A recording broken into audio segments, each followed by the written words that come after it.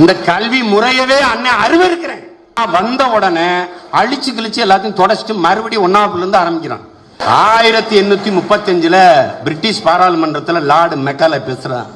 Macaulay கல்வி திட்டத்தை அதுவரையில் கல்வி என்ற போர்வையில் நம்மை ஆண்டு கொண்டிருந்த சுரண்டி கொண்டிருந்த கும்பல் என்ன சொன்னது?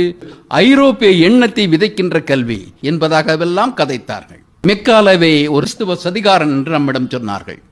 மெக்காலே கல்வி நமக்கு விமர்சனம் உண்டு, ஆனால் மக்களின் மனசாட்சியை வைத்துக் கொண்டு மெக்காலேவை பார்க்கின்றேன். மெக்காலேயின் கல்வி திட்டம் 1842 நடைமுறைப்படுத்தப்பட விட்டிருந்தால் இந்தியாவில் பொது கல்வி கிடையாது, பொது கல்விக்கூடங்கள் கிடையாது, ஒரு செக்குலர் எஜுகேஷன் சொல்லுகின்ற மத சார்பற்ற அறிவியல் சமூக கல்வி கிடையாது.